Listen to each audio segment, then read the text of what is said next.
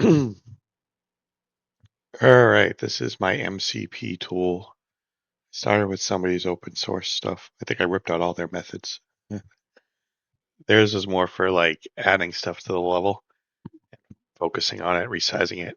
I want stuff for like UMGs and blueprints. So I've got an MCP tool. It's got 87 tools and some AI style guidance because it's very complicated how you build UMG stuff. It's not like some simple XML functionality, and you have to you can only place certain widgets in certain side of certain widgets, and then some can only have one or two children, and whether you set the size on a widget depends on what type of widget it's sitting in. So sometimes you set it on the parent, sometimes you set it on the child. So being able to just add a widget to something was easy, but being able to add them and set sizes and properties was been a 2 week long mess. Let's just see it work. So I run it in terminal, new terminal. Where's my terminal?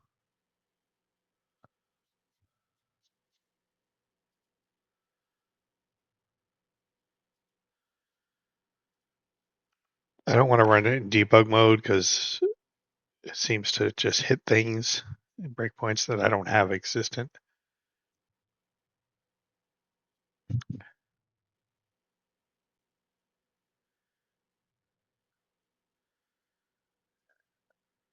So what I'm going to do is I have multiple inventory widgets, inventory item, crafting.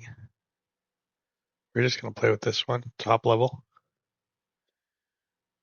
The window smaller so you can see it. And put it over here. There's no styling on here at all right now. And I can add text boxes and all that good stuff. Need this? No. So I have a prompt. All right, so we need to restyle our main inventory widget to have a cyberpunk look. Use our MCP tools and AI style guide. So let's do it.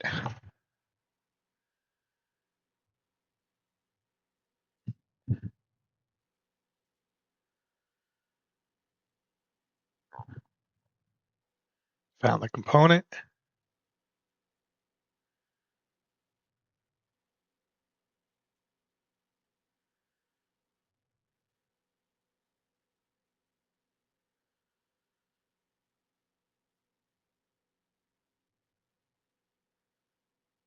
What do I get here? Timeout. I'm getting these random timeouts. Found it. Looked at my style guide. And now it's starting to set properties. You won't see them unless I compile, but I'm going to let it do its thing. Oh, see, they just popped up. Change the colors. It's going with like a cyberpunk look. I can upload an image of somebody else's UI and it'll try to make it look like that with its colors or something. It's kind of cool. Background images was so hard because you don't just set background colors on panels. You have to drop them in overlays if they're on a canvas panel and you need size boxes and you need to size the images correctly. Inside of a scroll box, you can just drop them and set the fill. Then there's some setting of the fill when it's in an overlay as well. So you're going to see it drop a whole bunch of images all over the place to do the background colors, which the majority of the last 2 weeks that I spent doing this was getting it to handle those correctly. Boom. Haha, look at that. Dope. I'm excited. So, I mean, it's not like the thickest looking thing, right? But I have all these tools that can add text boxes, scroll boxes, size things, canvas panels. So as I'm vibe coding my C++ code now, I can vibe code my widgets. Then that's the plan. I also want to use it for refactoring. So I have code that is a complete mess. It was just written for a game jam. That's the only reason it's a mess. The developer's not a bad developer. So let's look at this radar map. And let's look at the graph. Yeah, that's spaghetti code, right? So I can do things and tell it to like find our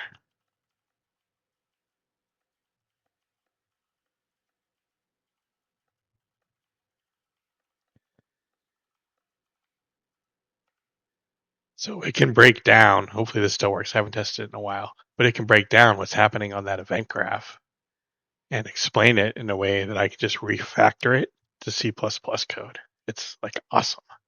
See, it's getting all the different nodes, summarizing the event graph, listing the event graph nodes. Even it thinks it's fascinating, huh? It's more impressed than I am. I've been working with AI too much. It tells you how great you are. So now I'm all excited. So it's telling you what it's doing, right?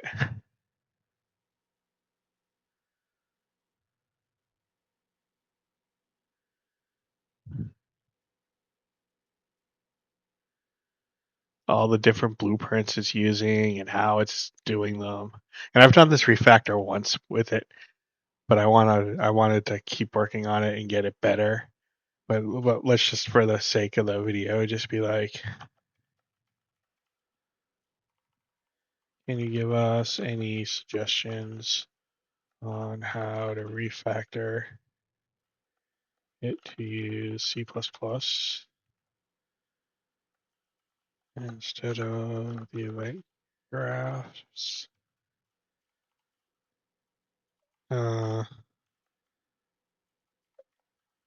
Should use, I want to use interfaces and reusable code instead of the hard-coded blueprint switch and if statements.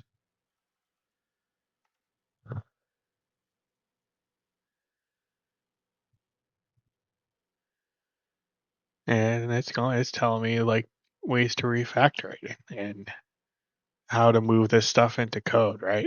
It's pretty cool. Using some enums for the different pickup types, because on the radar it shows different pickup types with different images. I don't know. So this is what I've been building. It's kind of cool.